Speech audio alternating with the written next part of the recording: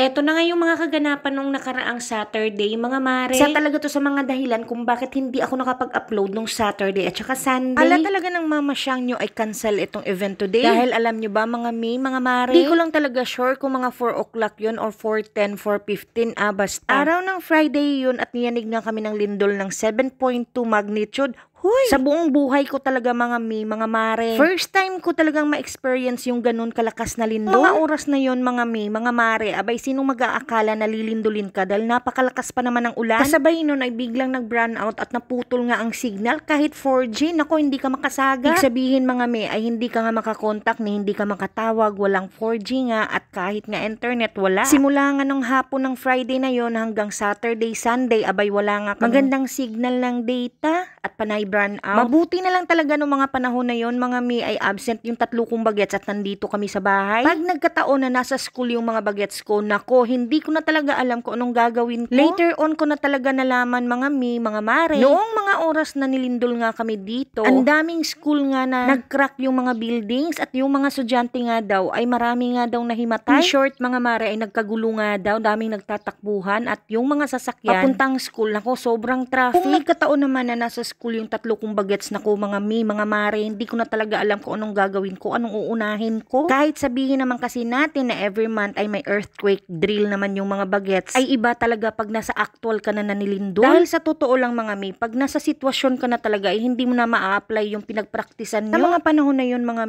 ang dami nga daw napinsala ng mga malls, especially na rin yung ibang mga school dito. Sa awa naman ng Diyos mga dahil absent nga yung 3 bagets ko, kaya kalmado lang ang mama siyang nyo. Ang masasabi ko lang talaga mga hindi pala biro yung 7.2 magnitude na lindol. Dito ko din napatunayan na matibay pala talaga tong bahay namin. Pagkatapos nga ng lindol mga kumalma muna kami at chinek na namin yung palibot ng bahay, pati sa loob. Sa awa naman ng Diyos, meron ngang crack yung terrace namin pero napaka-slight lang naman. At yung crack na yun ay dati pa. Sa mga oras naman na yun mga mga mare, wala nang iimportante pa sa akin kundi yung kalagayan ng mga bagets ko. Yung safety nilang importante ay kasakasama nila ang mama siyang nyo. Kinabukasan nga araw ng Sabado ay panay pa rin ng brown out at ang hina-hina pa rin ng data. At eto na nga yung araw ng Sabado mga akala ko ay hindi na matutuloy yung Mindanao Taekwondo Championship dito sa Alabel. Pero finally nakarating na nga ako dito at first time namin nakapasok dito sa sports complex. At ang masasabi ko lang talaga mga dahil first time ko nga, abay ang ganda-ganda at ang lawak-lawak talaga. At tingnan nyo naman mga mga mare, sa sobrang lawak at laki ng sport complex, parang hindi siya nahagip ng 7.2 magnitude na lindol. Ibig sabihin napakapulido at napakatibay nitong sport complex na to. At hindi nyo akalain mga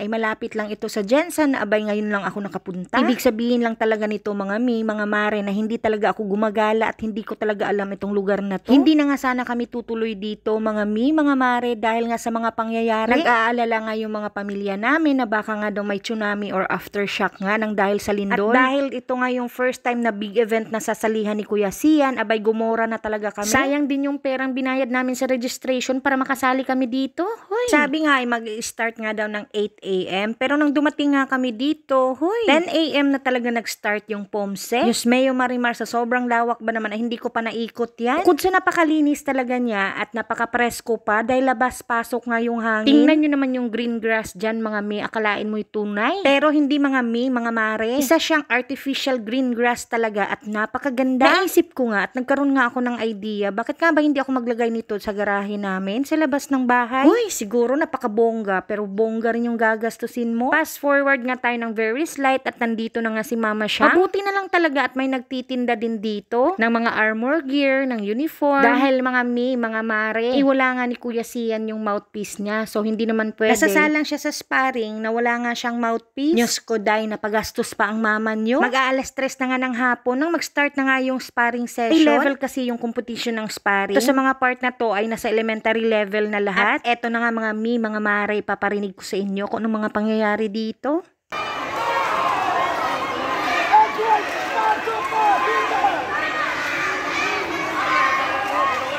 Alam Alam nyo mga mga mare, masarap talagang manood pag mga ganitong event. Lalong-lalo na pagkasama yung anak mo at kasali sa competition na to. Kaya talaga to sa mga obligasyon ko bilang isang nanay, content creator, / solo parenting. Isa nga ito sa mga obligasyon ko sa mga anak ko bukod sa pag-aalaga at pagpapalaki sa mga bagets ko, ay yung ibubuhos mo talaga yung 100% mo sa pag-support mo sa mga gustong sports ng mga bagets mo. O diba, hindi lang tayo labandera sa bahay, hindi lang din sa gawaing bahay nakaikot yung mundo ko mga may sa pagsusundo sa school. Ito din yung isa sa mga ganap ko sa buhay. Thank you nga pala sa panunood mga mga mare. That's all for today's video. See you on our next vlog. Bye!